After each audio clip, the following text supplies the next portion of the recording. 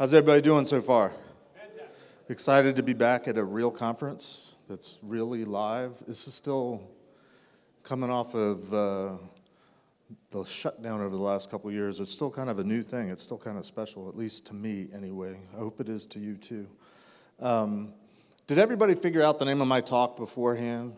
I trust. Anybody not figure it out? I just solved the puzzle for you. I thought it was interesting. When I submitted this talk, this is called a rotation cipher. It's more commonly known as a Caesar cipher. I'll talk about that in a little bit. This is rotation 13 or ROT 13. I submitted it, I think, as ROT 20. So I don't know why they decided to dumb it down for you guys, but if I were you guys, I'd be a little bit offended. Anyway, my name is Jeff Mann. I will not be offended. Raise your hand if you have really no idea who I am, don't know anything about my background. Most of you. Shut up. You do. Honest answers only. You're actually in this talk, not by name, so there. That'll come later.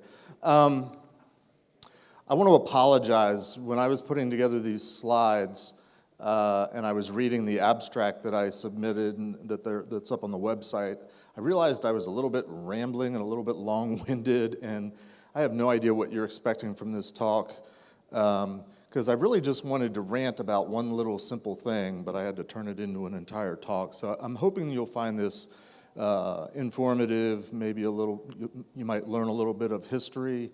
I'm talking about the evolution of cryptography not from the beginning necessarily, because I wasn't there in ancient Greece, but I do bring up some of the history of the past. I got into cryptography in the mid-'80s, let's say, which to a lot of you is probably as ancient history as ancient Greece. So a little bit about me. I've been in what I call the information security business for just about 40 years now. My formative years where I cut my teeth, and you'll see why I'm giving this talk, is I worked at the National Security Agency. I was there from 1986 to 1996. I did a couple different things there, and I was at NSA at sort of a unique time in history when a lot of the stuff that we take for granted now, like the internet and a lot of the technology and what we call the digital age, was really in its beginning stages. So I was there sort of at the ground floor for a lot of technology. I am a certified cryptanalyst. I earned that. There's a date on there somewhere. 1993. Wow, so I've been a cryptanalyst for 30 years almost. I was there at the beginning.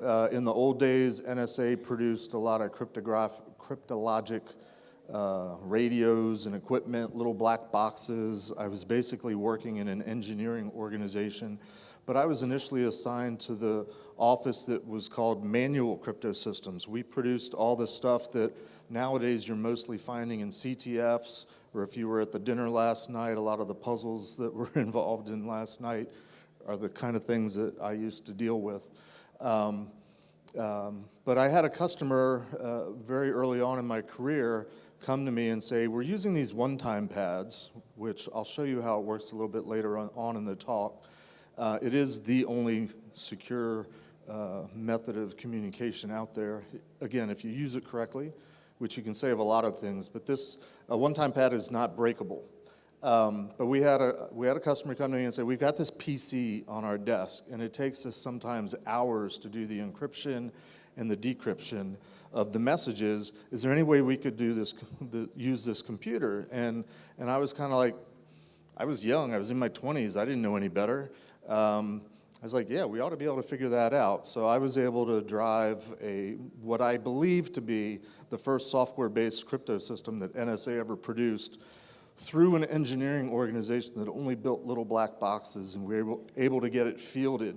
I didn't appreciate at the time how rare that was and how revolutionary that was. In fact, this might have been the only software-based encryption system that NSA produced. But I was able to meet a client need and make things work and do things creatively in software a long time ago.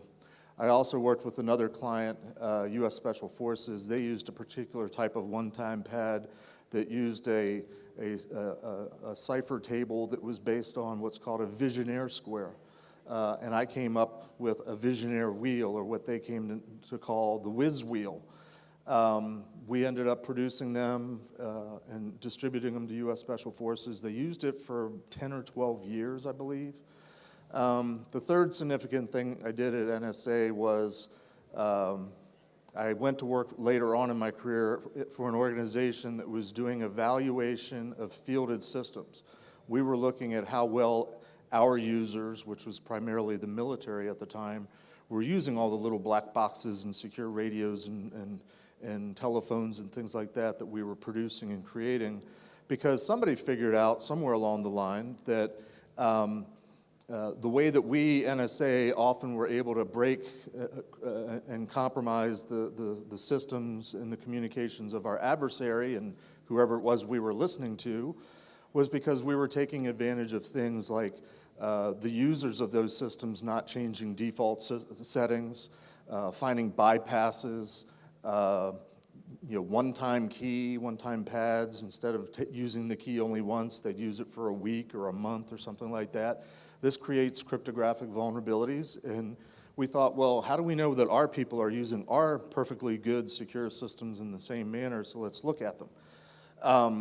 That office that I was in also had a branch or a division that was focused on what at the time was called networked systems. And again, this is sort of at the beginning of the internet. And long story short, I went to work with a couple guys, and we started learning how to break into networks and break into our own systems. There's a book that came out back in, I think, 2015. Chapter 4, which is entitled Eligible Receiver, has a paragraph that I like to do a dramatic reading. Somewhere in the middle there, it says, during its most sensitive drills, the red team worked out of a chamber called the Pit, which was so secret that few people at NSA knew it existed, and even they couldn't enter without first passing through not one but two combination locked doors.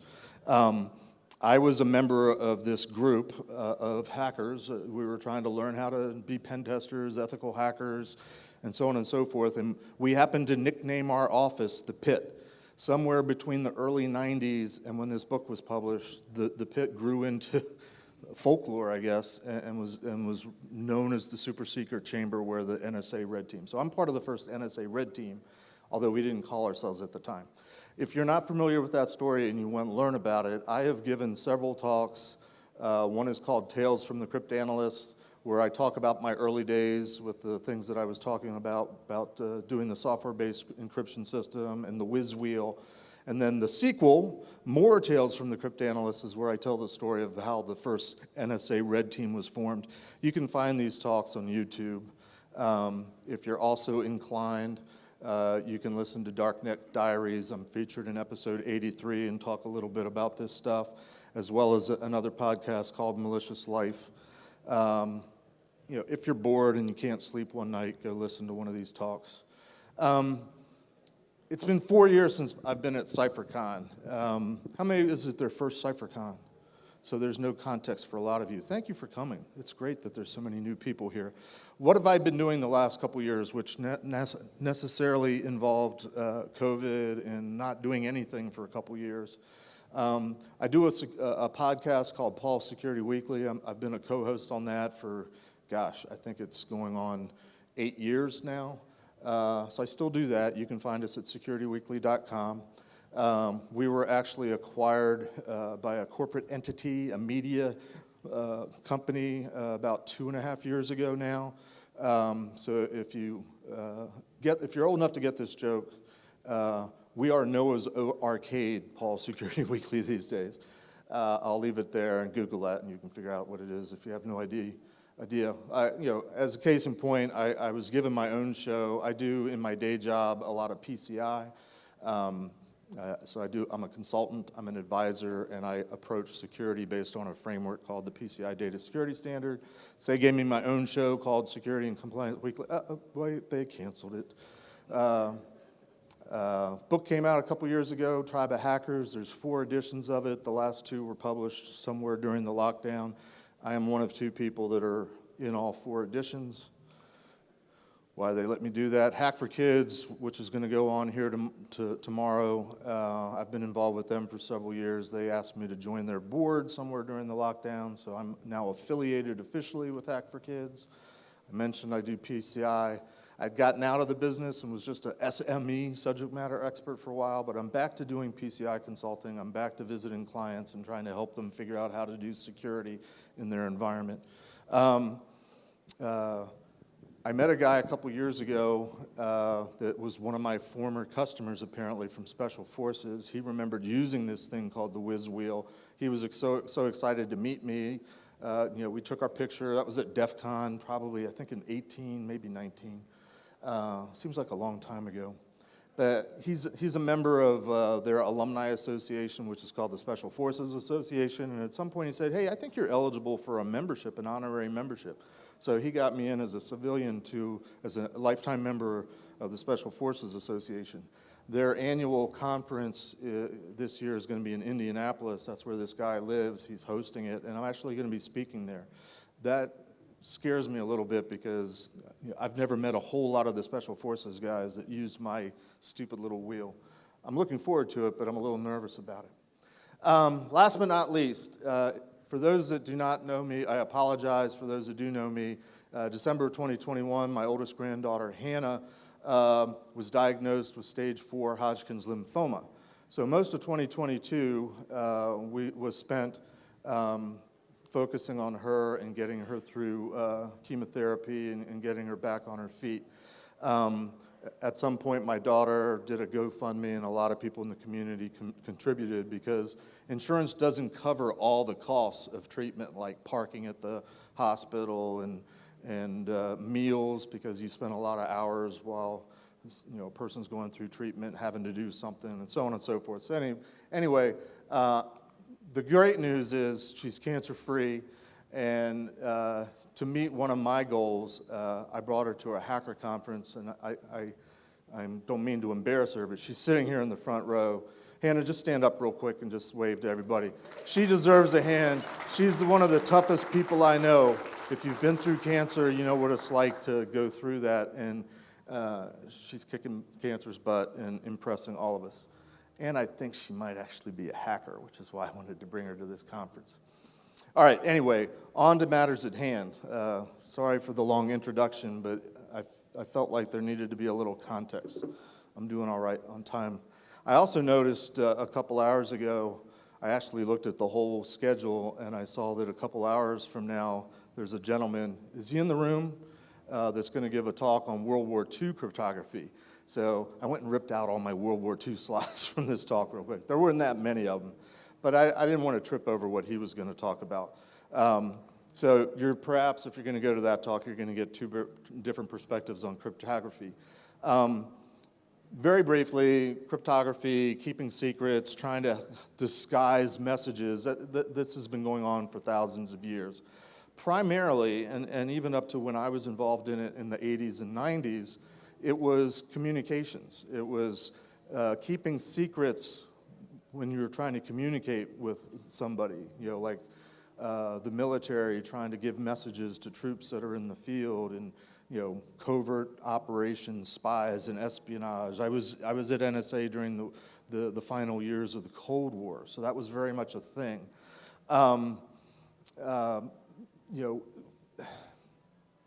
It's a little bit different these days, and you're going to get a little bit of perspective on that tonight with the other talk, probably.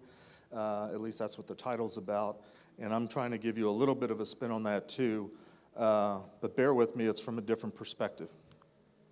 Codes and ciphers. When I was working for the manual crypto system shop back in the 80s, it was all about codes and ciphers. I took training courses, Cryptography 101, 102, 103, all sorts of different courses, learning about cipher wheels and this, that, and the other. I just have a few slides to demonstrate, how it's been involved in military operations, let's say, in the U.S. history. Paul Revere's Ride, you're all familiar with the story, one if by land, two if by sea. That's a coded message. That, one light meant one thing, 2 lights meant the other thing. That's a code. I gave a talk a couple years ago at B-Sides, Northern Virginia, and we were at the Masonic Temple, so it was all about Freemasonry and George Washington and Thomas Jefferson. They're all in there. So I stole slides from previous talk is basically what I'm saying. There was a spy ring that operated during the American Revolution called the Culper Spy Ring. They used a code book where they had a big long list of words and phrases and numbers, so they could communicate primarily with numbers.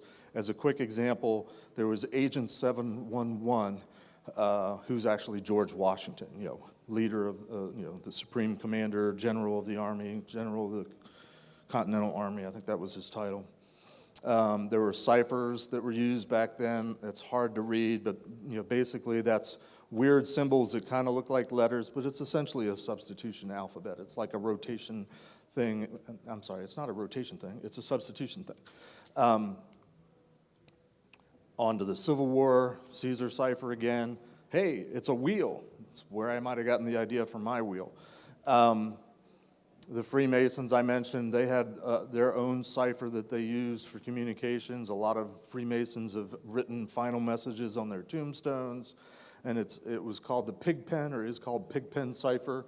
And you write the letters out in these grids, and then instead of writing letters to your message, you substitute the geometric shape that letter occupies. So it kind of looks like that.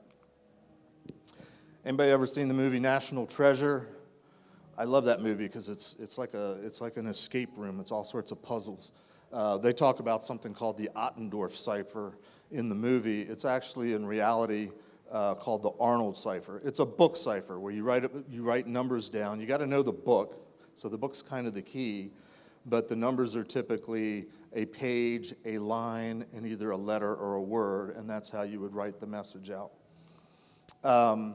Various other methods to try to scramble things. The other type of cipher is called a transposition. It's where you're taking all the letters in the message, but you're scrambling them around somewhere. You're not substituting anything.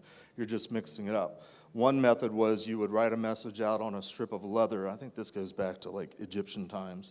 This one's really old.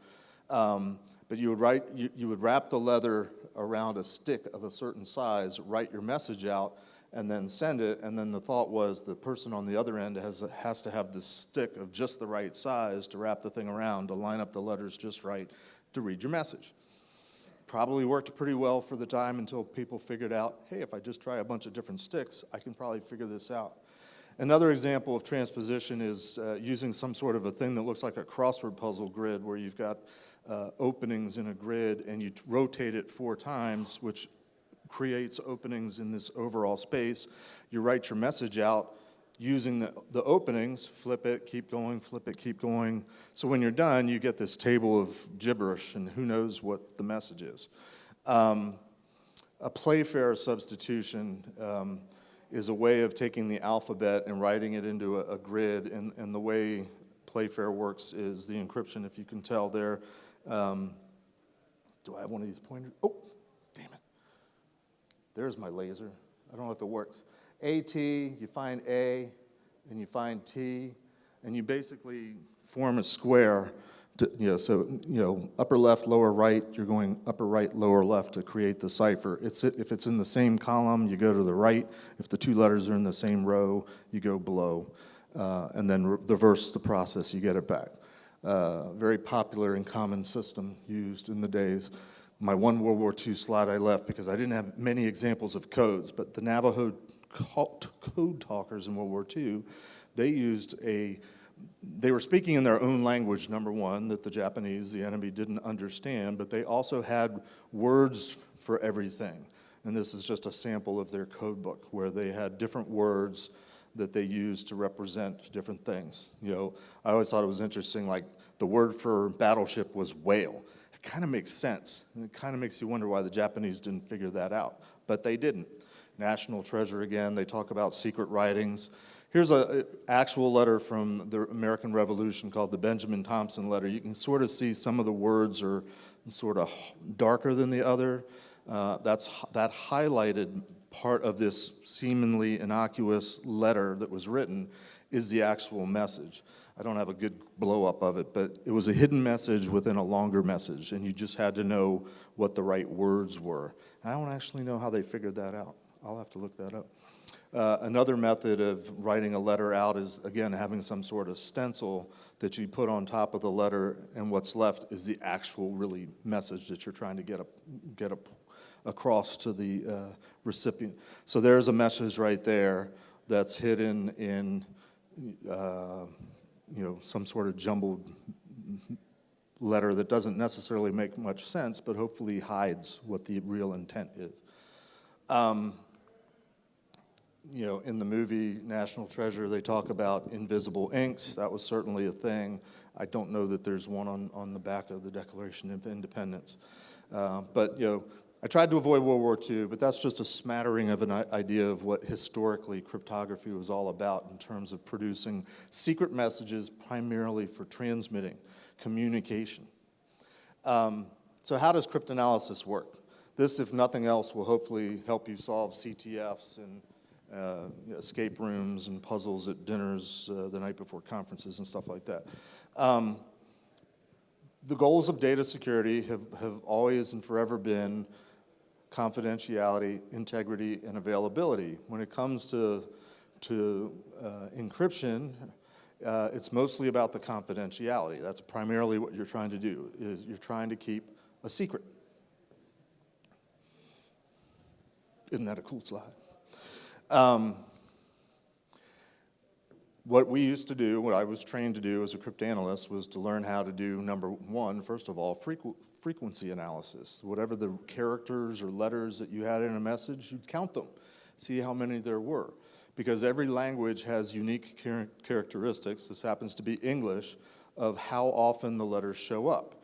And if you just think about our language, briefly, Q's don't show up a lot. And even in terms of pattern recognition, if you think you have a Q, what's the next letter going to be more times than not? A U. So anyway, this is the frequency count. I was trained on what were the 8 most commonly used English letters. I learned it as the senorita letters. That was just an anagram, a jumble of the letters. But in frequency order, it's E-T-N-O-R-I-A-S. The Etnorias letters are the senorita letters. E is the most common letter in our alphabet. Let me show you what that looks like a little bit. So this is the preamble to the Constitution, and this is the count of the letters that appear in that message. Let's call it a message. This is a rotation cipher, a Caesar cipher substitution of the same thing. I kept it in word order so you can see the very top, we the people of the United States. So you kind of know what you're looking at a little bit. Look at the frequency counts now. They're certainly not, E is not the most common letter. Now it's Y. See that? Well, let's check it. We know that the first couple words, we the people of the, yep, that's the E. So a way to solve a simple substitution, other than typing it into Google and finding one of the 1,000 apps that will do it for you these days, is to start guessing and plugging in the letters and then look for the next most frequency and then start looking for patterns, especially easy when the word order. A 3-letter word that repeats twice in the first sentence, NBY, it ends in E. Probably going to be the word the. Maybe it would be the word are. You start guessing, and then you sort of cross back and forth, cross-check what you have, and eventually you might figure out, oh, this is a substitution cipher. It's just, it's a 3, or it's a 7, or it's a 13 rotation. The key, which is the key element of cryptography even up to today, but it's transformed, started out at the very beginning like as a letter. You're going to do an offset of the alphabet, a rotation of the alphabet. You got to pick what letter. I mean, we talk about it in terms of offsets by numbers, but you're really just lining up A with some other letter. That's the key letter. Something that people did to try to make it a little bit trickier was, instead of just using a slide, they'd start writing a word in. I used crypto in this example, and then the rest of the letters of the alphabet. It's not that hard to break. It doesn't give you a whole lot much more complexity if you're trying to break it, but people thought it did, so they started doing that. The next kind of element was to use more than one alphabet, what's called polyalphabetic substitution. And that also was then, you'd pick a word, in this case I'm using the word lemon, as the first letter for 5 different alphabets. So when you're doing your encryption process, every time you're going to encrypt a letter, you're using it from a different alphabet, and then you keep repeating and keep repeating. What does this look like? So I've taken the same, we know what the plain text is, this is still the preamble, and I've encrypted it with some number of alphabets. So I'm going to walk you through very quickly what a cryptanalysis exercise would look like. And I did use the app that I found on the internet for simplicity's sake. But you would go through and count all the alphabets, but let's, we started by one alphabet, and you look at the distribution, and I'm like, crap, every letter is used, nothing stands out. It's probably not single, it's probably polyalphabetic. So let's try 2 alphabets. I do a frequency count, but I keep track of every other letter. And so I sort of developed the counts of 2 alphabets, which is what I'm showing here. And then for reference, there's the English distribution, and then there's the overall message frequency distribution that we have. You look at this, and you're like, well, that first one is using all 26 letters. The second one's using 25. That doesn't really happen, especially if you're doing every other letter, so that doesn't look right. Go to 3 alphabets. Still, especially that middle alphabet, that's not right. You can look at it immediately. What you're going for is looking for a frequency distribution that resembles English distribution. Obviously, it's going to be jumbled in some different order. 4 alphabets. Now we're starting to look a little bit more realistic. There's some definite, especially in the second one there's a definite spike.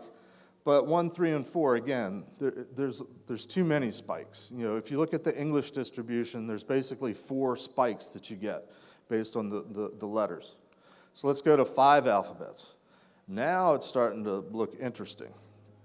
Now I'm starting to see what looks more like English distribution.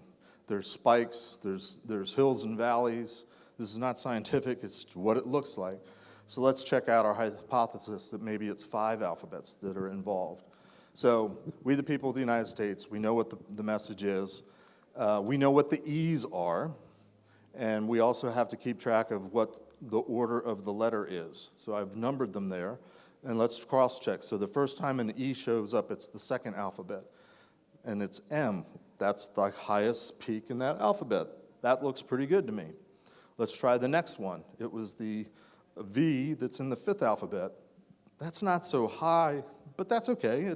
Because you're only doing every 5th E with this alphabet, you're going to get some flattening out. But there's still peaks and valleys, so that's not necessarily bad. What's the next letter? G, which is in the 1st alphabet. Yep, there's a spike again. That's looking pretty good. In fact, if you look at the 4th alphabet, E is the most common letter. So the 4th alphabet was actually ROT 26. So it turns out it was 5. But that's the process that we would go through, and we didn't have the benefit of Google back in those days. Our primary tool that I learned was using graph paper, colored pencils.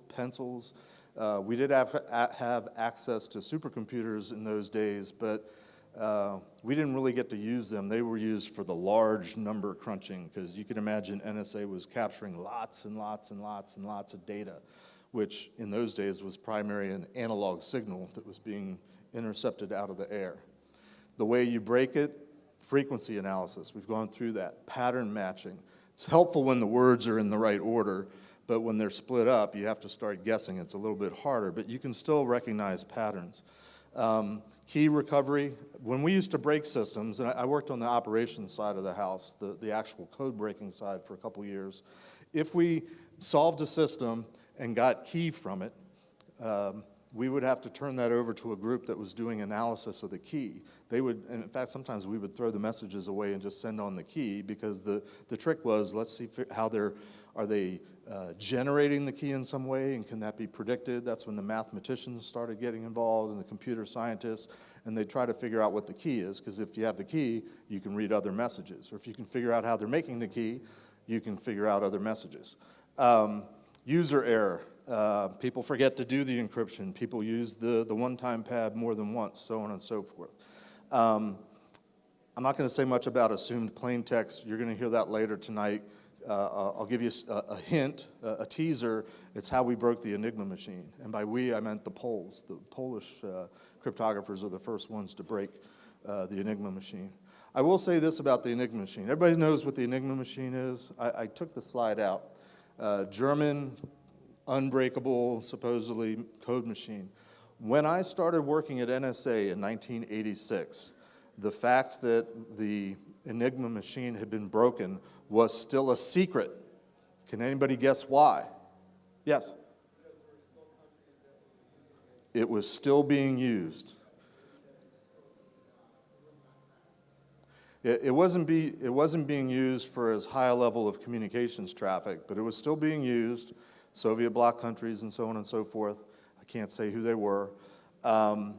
But the Enigma machine was built in the 30s, it was broken in the 30s, and 50 years later, the fact that we knew how to break it was still a secret. That's a whole nother story right there, and might be touched on tonight. One-time pad, that's my favorite because that's what I dealt with mostly. That's what they looked like. I would love to get my hands on one, but because they were considered to be cryptographic material, they were classified, and so they don't just, you don't see them on Google for sale or anything like that, but I'm working on trying to find one. Again, the one with Special Forces was based on a Visionaire square, which is 26 offsets of the alphabet, but the alphabet is in reverse order in the table. The way it worked with the one-time pads the Special Forces used is, and conveniently I have a slide that will demonstrate it. This is a page from a one-time pad. It has random characters on it. This is the key. The way that these characters were generated was done in a very highly classified manner, so that this pad, if you did a statistical analysis of just the letters that were showing up, and a pad would have maybe 50, 60, 80 pages just like this, a few more lines, this is just for demonstration purposes, it would be statistically random. It would be flat. We called it flat. If there weren't peaks and valleys, it's flat. If it's flat, you're not breaking it, you're not reading it. But this was just the key. If somebody wanted to send a message, they skipped the first 5 characters because that was the code or the key to the recipient on the other end knowing which page of the one-time pad to use. Now, in theory, it would be the top page because you use a page and you destroy it, but every once in a while, maybe a message takes longer to get sent, or it's being hand-carried instead of being sent by Morse code. For whatever reason, you're not going to burn the page before you use it if you're on the receiving end, and you find which message, what page to use by that first 5 characters. Then you write out your message 1 character at a time, and using that trigraph, the table, row, column, find the element in the middle, you get what essentially is the ciphertext. This is the message that you're gonna send.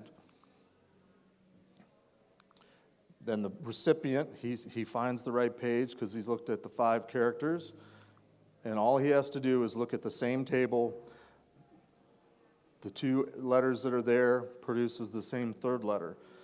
I don't know what the mathematical explanation is for this, but the Visionaire table produces a unique relationship with 3 characters. If you know 2 letters, it's always the same 3rd letter, no matter what the order is. So if you have the 3 letters memorized, you see 2 of them, you know what the 3rd is. And that's what Special Forces would do. They would memorize these 3-letter combinations. If I go back, I gotta reverse it, I should add a slide after. The first page of their one-time pad, every one-time pad had this table that listed out every single 3-letter combination. It's like 123 or something like that. They memorized them.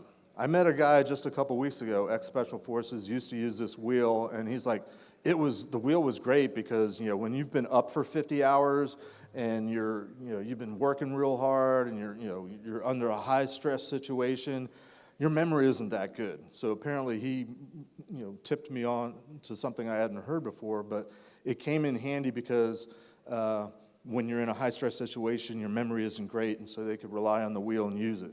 I've been told that they used it, and they used it for quite a long time. Anyway, that's why I'm a lifetime member of the Special Forces Association.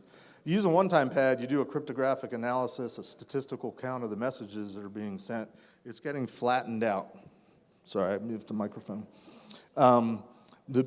If you don't have the key, you've got 2 out of 3 letters, and I'm sorry, you've got the message, you've stolen it, you've got 1 letter, you don't know what the key is, you're trying to get the third message, you basically have any 26 letters could be any one of the keys, and there is no way to pick one over the other.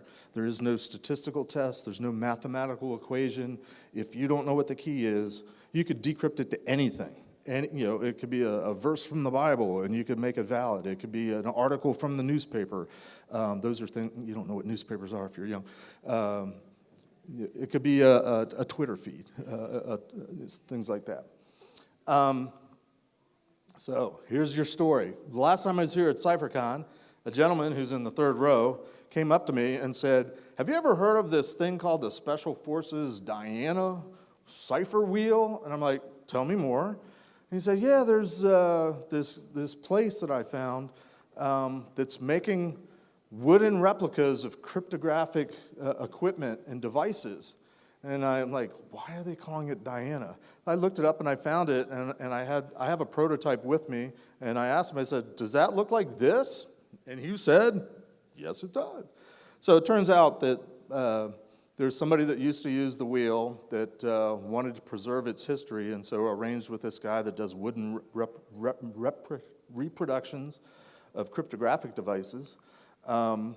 I got in touch with the guy. He sent me several copies. That thing in the middle is the 3 rotors of the Enigma machine. The very complicated wheel on the bottom, I want to say that's like Mexican Army cipher wheel. But he's got 2 different sizes of my cipher wheel called the Whiz wheel. It's available for purchase. Feel free to buy one. I don't get anything for it, but if you want to just have a piece of history, I'll even sign it for you the next time I see it. Anyway, moving on. While I was at NSA, most of the focus was on machine encryption. We were doing things really cool, again, mostly with sound waves. It was radios and various frequencies. Secure voice systems that did, half duplex communications. If you don't know what half duplex is, it's like a walkie-talkie, push to talk, release to listen. It's not like a telephone, not that you use telephones anymore, where you talk back and forth and everybody can hear everything and all that kind of stuff. Park Hill device was a device that I actually analyzed when I was at that office doing the fielded systems analysis. It converted an analog voice to digital, because if you have digital 1s and 0s, it's a lot easier to do more fun, different types of encryption with them. Frequency hopping radios, broadcasting on pseudo-random different frequencies. So if somebody's interrupting the signal, they've tuned into a particular frequency, they hear a little bit, but then it's gone. I would tell you who invented frequency hopping, but that bleeds into the World War II talk, so I don't want to steal his thunder. Again, it's a sneak peek. These machines had keys that were chunks of bytes of data that would get fed into them, and they had to be distributed electronically. So the office next to me was responsible for putting the key on these little boxes that would get sent out and have to be injected into these machines periodically. It'd be similar if any of you has ever worked retail. The card reader device, those things are typically encrypted these days, and they have to be seeded with a key, or what they call injected with a key. Nowadays, very often it's done online, but in the early days, it had to be done manually. One of the early forms of digital encryption was something called the KL43. Guy next door to me at the next office over, he tried to push these on special forces. That's another story. What I was doing won out. Early encrypted cell phones. When I was at NSA in the early 90s, we were using what was called a STU-3 telephone. It was an encrypted telephone, and they had, instead of building it themselves, they'd put it out to commercial bid. So there was 3 versions built by 3 different vendors, 3 different contractors. Gosh, it was RCA, Motorola, and I can never remember the third. One of the 3 was still half duplex. It was horrible. When they did work full duplex, everybody sounded like Donald Duck, so it wasn't perfect. We've come a long way. Very briefly, we're getting into digital cryptography. What's changed with encryption on the internet these days? I mean, we're still trying to keep secrets, but there's more opportunity now to do bad things with data. And so we've had to come up with new ways of protecting it. This, I'm sure, is not an exhaustive list because I try to avoid technology, to be honest. But where cryptography comes up very often is still passwords, checksums, obviously HTTPS. Everybody's on TLS now. But what's really new in the digital age is this concept of protecting data at rest when it's being stored. I remember when I was in that office, Fielded Systems Evaluations, there was a popular show on at the time called The X-Files. And there was an episode of The X-Files where the whole premise of the episode was the good guys, the FBI agents that were trying to uncover all these nefarious secret things going on. They were investigating some super secret data being stolen, and they were suspecting that it had been stolen from some database somewhere. And I'm like, that's silly, because who would take all your most secret data, which at those times, in those days, was printed on paper and locked in safes, and digitize it and photocopy it, whatever, and put it online, because obviously it would get stolen. Obviously that's not happened much anymore. Anyway, so that's new. We have to think about new ways of protecting data not being transmitted, but also when you're holding it in your possession. Just something new.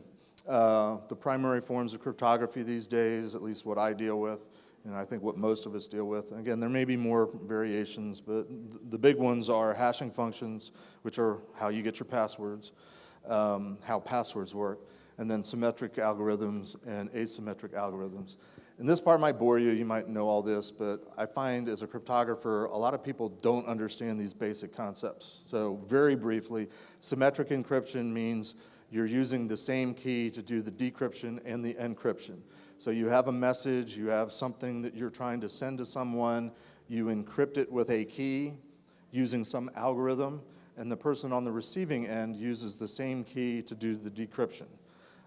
It's basically how all your websites work once you get past all the initial handshakes and things like that. But the speed of using the same key is what enables us to have HTTPS on every website these days. Asymmetric key encryption, or what's more commonly referred to as public key cryptography, is getting into math that I don't understand necessarily, but the concept basically is you have two keys now. Each person that wants to communicate has a pair of keys, a private key that they hold and nobody sees it but them, and a public key that they give to anybody. So anybody takes my public key, encrypts a message, and I can only decrypt it with my secret key. And then conversely, if they want to communicate back to me, or I want to communicate, I got mixed up.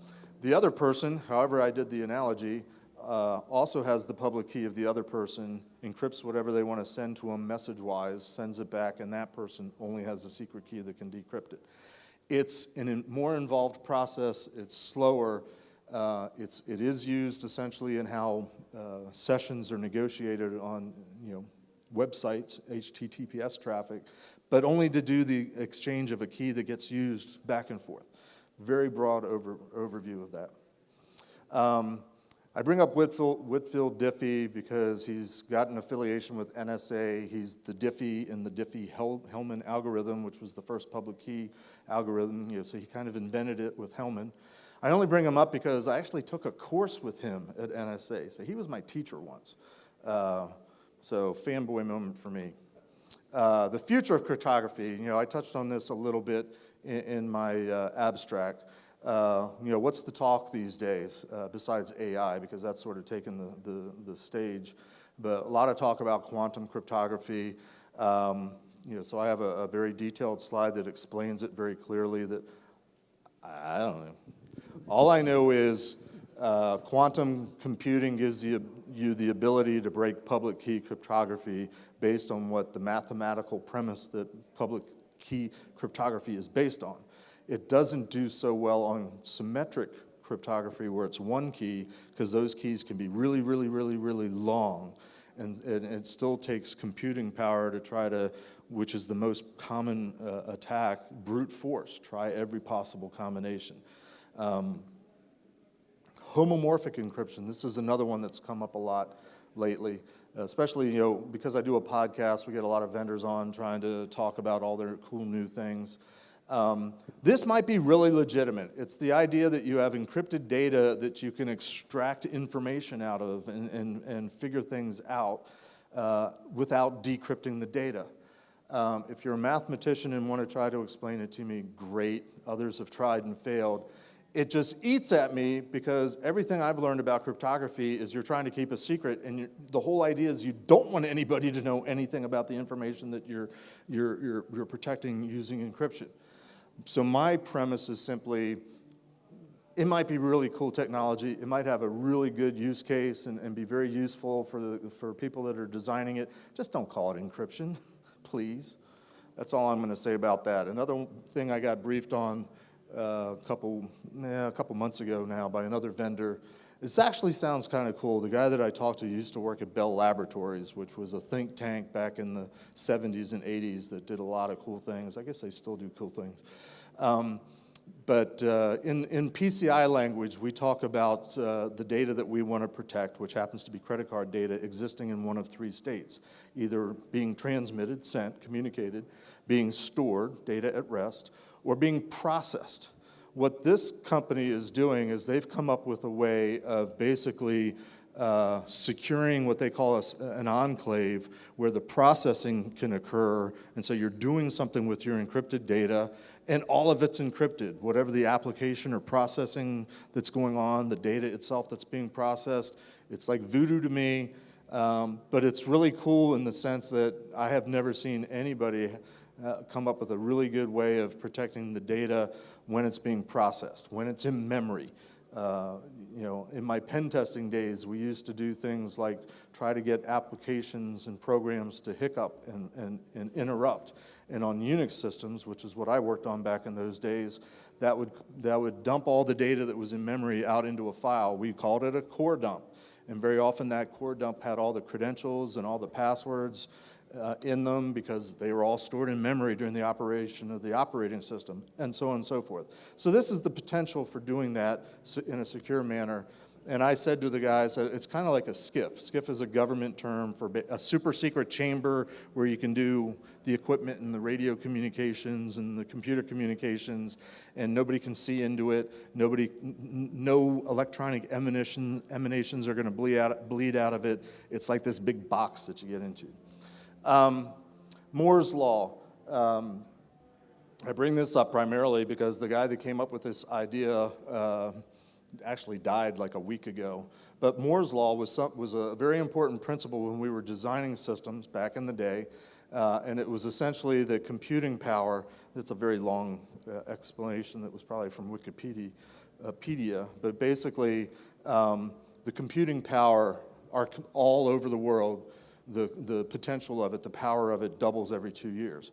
And he came up with this idea like back in the 60s or 70s, and we used to use it when we were trying to design systems, secure communication systems, secure algorithms.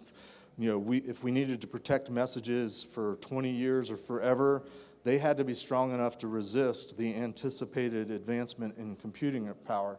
You see that a lot these days in the digital age with password cracking, you know, and you know, there's tables figuring out how long of the password, how long it's going to take to crack it, that type of thing.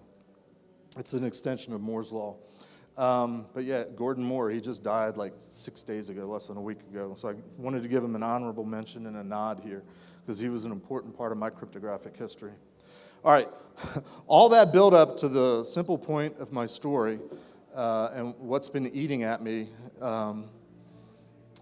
is this, essentially. Every time I hear people talking about cryptography, especially in our age, they throw around terms like coding and encoding and encryption and decryption and cipher and this and that, and they invariably are using the words incorrectly.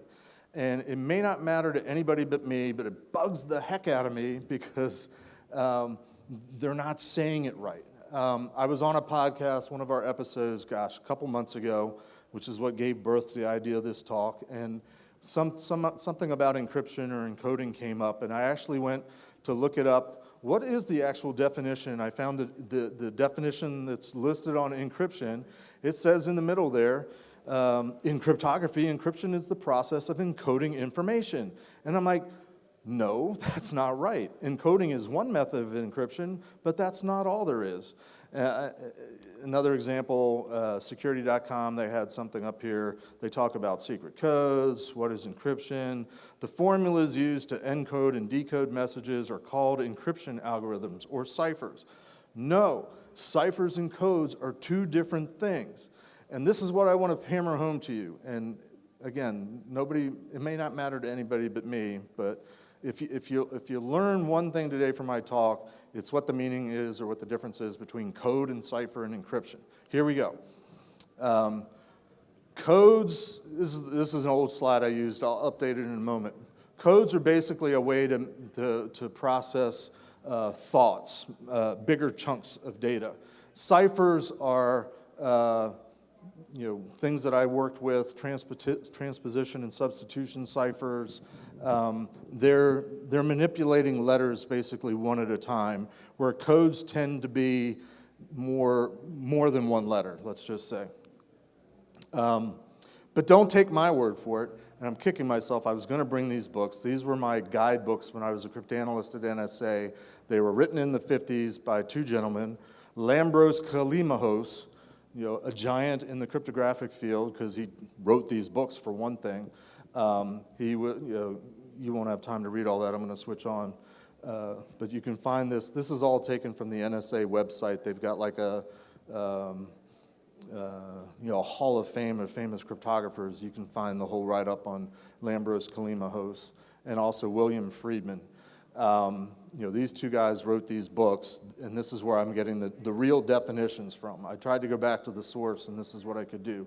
Oh, by the way, William Friedman was married to Elizabeth Friedman. She was actually a better cryptographer than he was, Cryptanalyst. They both met in some think tank back in like the 19-teens, and they got married, and they were a cryptographic couple. They're both in the Hall of Fame. Again, she actually did a lot of code breaking during Prohibition, and she was catching bootleggers. I don't know if that's a cool thing or not, but that's what she's got famous for. They loved this thing called the Baconian cipher, where they came up with this. It's a substitution, but for every letter of the alphabet, every letter is represented by 5 letters that are either an A or a B. And it's the position of the letters A and B that produce a different 5-letter grouping that represents 26 letters. On the tombstone for both of them, they're both buried in Arlington National Cemetery. I learned this at a ShmooCon conference several years ago. Somebody figured this out. Knowledge is power is written on the bottom of the tombstone. When they graduated, their graduating class from some military cryptologic school, and this is from like 1919, if you look closely at the people in this photograph, some people are standing straight ahead, some people are turned to the side. And what somebody figured out was, if you take every 5 of the people here, they were representing one of the 5 characters of the Baconian cipher, and all these people in this graduating class collectively are spelling out knowledge is power, which is on their tombstone.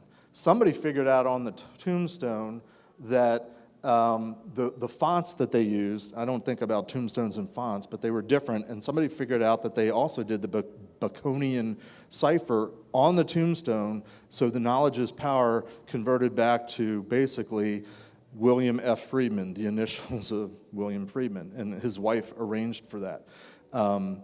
And this is a handwritten note from her to a publisher or an author that was doing a biography that said, oh yeah, on the tombstone it says knowledge is power, but it's really his initials. Anyway, a little sidebar. Military cryptanalytics. Here's the meat of it, finally. To encrypt is to convert or transform a plain text message into a cryptogram. To decrypt, reverse the process. Ciphers, read all the text, individual letters. Codes, Read all the text, words, phrases, sentences. There are two different things. And then key, really cool language that's very archaic that talks about what essentially a key is. And this book was actually written, I think, before like one-time pads came into power. The early keys I learned in reading through this book were the mechanical settings of the cryptographic devices. Like, I'll steal the Enigma machine example. The Enigma machine had 3 or 4 rotors, and every day those rotors would change settings. The settings that were for the day, that was the key to use that machine. Anyway, so to sum up, code, ciphers, encryption, and let's learn a new term, cryptogram. The jumble, the cipher, the encrypted text, whatever, the cipher text.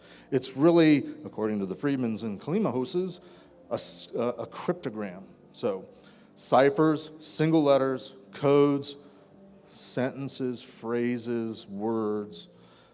And encryption, it turns out, is the generic term that applies to either encoding or enciphering messages, plain text, data.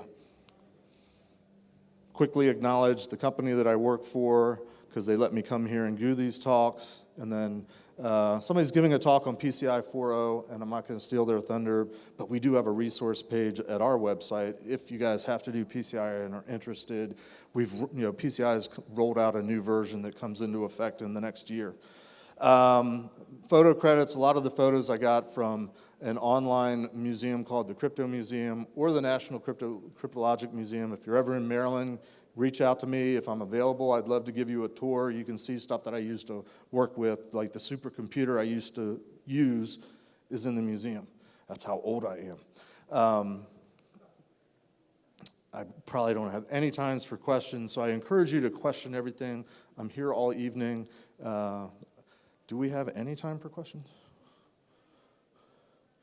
No, not really. Find me afterwards. If you want to talk about NSA pen testing, red teaming, that's fair game. Anything's fair game. Here's my contact information. And sincerely, feel free to reach out to me if you want to talk or have questions or want life advice or want to know the key to life's puzzle that's never been solved, like the crypto statue that's in CIA headquarters. That's it. Thank you.